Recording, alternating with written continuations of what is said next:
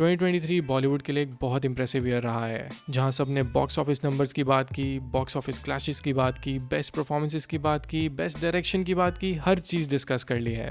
But I think Hindi cinema के 2023 के villains की उतनी बात नहीं हुई है। So I thought to talk about some of the most impressive villain characters of 2023। कुछ कैरेक्टर्स इस वीडियो में प्रॉपर ईवल विलन्स होंगे, तो कुछ कैरेक्टर्स ग्रे कैरेक्टर्स होंगे जो बहुत फ्लॉड थे। इन सभी विलन कैरेक्टर्स को इस साल देखना मेरे लिए एक बहुत ही अच्छा सिनेमा एक्सपीरियंस था। सो वीडियो शुरू करते हैं। इस वीडियो में आपको अपने फेवरेट हिंदी विलन्स ऑफ 2023 के बारे में बताऊंगा। बहुत ही इंटरेस्टिंग वीडियो होने वाली है, सो इसे एंड तक जरूर देखना। अगर कोई मेरे इतने बड़े एम्पायर को हाथ लगाएगा तो let's make it deal. 7 spot पे है चंदन सिंह इन अफवाह। इस कैरेक्टर को शायद सब भूल ही गए होंगे एंड आई हाईली डाउट कि मेन स्ट्रीम ऑडियंस ने अफवाह देखी भी होगी। But Sharib Hashmi as Chandan Singh was really good. इसी कैरेक्टर के थ्रू फिल्म में कम्युनल हेट्रेड का पर्सपेक्टिव दिखाया जाता है। कुछ चीज़ें रिवील होने के बाद कैसे उसकी पूरी फिल्म में एक ट्रांजिशन होती है, मुझे aspect for a negative character काफ़ी इंप्रेसिव लगा। I don't call him a proper villain, but as a grey character Sharib Hashmi was brilliant as Chandan Singh. अगर आपने ये फिल्म अभी तक नहीं देखी है then I highly recommend you to watch it. संयम रखो। कब तक संयम रखें? अगर कोई हमारे सर पे चढ़ के मूतेगा तो कैसे संयम रखेंगे? टूट गया संयम। नंबर 6, काली फ्रॉम जवान।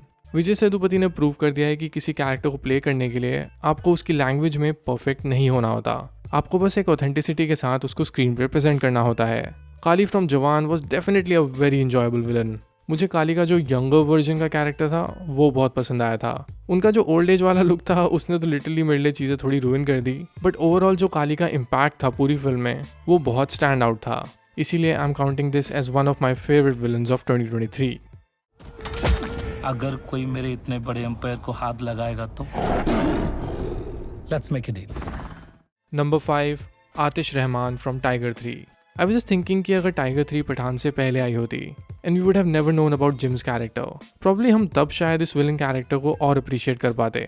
मुझे आतिश रहमान एज अ विलन काफ़ी इंप्रेसिव लगा। बहुत ही सटली इसको दिखाया जाता है। इसकी स्टोरी को भी बहुत अच्छे से स्क्रीन पर प्रेजेंट किया जाता है। It doesn't even feel like we are watching a villain story. It more feels like कि फिल्म के एक इंपॉर्टेंट कैरेक्टर की स्टोरी आपके सामने दिखाई जा रही है। आतिश के कैरेक्टर को बहुत अच्छे से स्टेज किया गया था टाइगर 3 में, बट एज अ विलन उसकी इफेक्टिवनेस सेकंड हाफ में बहुत कम हो गई थी। But I still count it as one of my favourites of 2023 because Emraan Hashmi ने इस कैरेक्टर के लिए काफ़ी स्ट्रॉन्ग परफॉर्मेंस दी थी।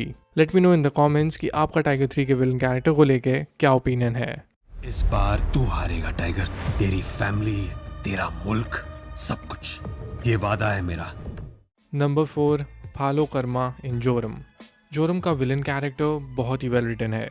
हम एक्लेम्ड एक्ट्रेस स्मिता तांबे को फालो कर्मा के रोल में देखते हैं, जो कि एक पॉलिटिशियन है आदिवासियों के डोमिनेटेड एरिया में। ना वो कुछ बोलती है और ना वो किसी बात पर ज़्यादा रिएक्ट करती है, बट उसके यही साइलेंसेस आपको उसकी पेन को फील कराते हैं। फिल्म का जो वर्ल्ड है वो बहुत रियल है और फिल्म में जिस तरह से एक विलन कैरेक्टर को दिखाया जाता है उसकी सारी सिचुएशंस भी बहुत रियल रखी जाती हैं। अगर आप में से किसी ने फिल्म देखी है तो आई एम वेरी श्योर कि आपको भी इस फिल्म की जो विलन कैरेक्टर है उनकी परफॉर्मेंस काफ़ी पसंद आई होगी। मुझे ऐसा लगता है कि हमें मेन स्ट्रीम हिंदी सिनेमा में भी इसी तरह के विलन कैरेक्टर्स की ज़रूरत है, और maybe there can be a day जहाँ पे जोरम जैसी फिल्म्स को मेन स्ट्रीम फिल्म्स बोला जाए। अभी हम इन फिल्म्स को पता नहीं क्यों ऑफ बीट और अन मेन स्ट्रीम बोलते हैं, बट आई रियली फील कि जिस तरह से जोरम के कैरेक्टर्स को दिखाया गया है फिल्म में वो एक काफ़ी स्ट्रॉन्ग सिनेमा एक्सपीरियंस है। Number 3, Abrar from animal.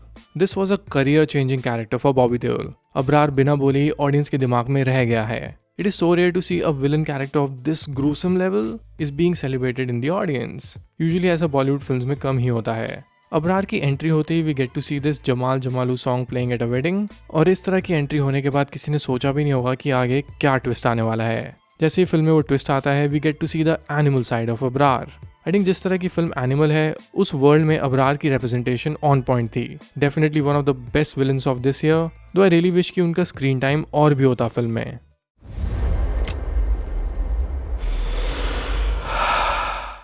Number 2, Dhanlaxmi Randhawa from Rocky Rani Ki Prem कहानी।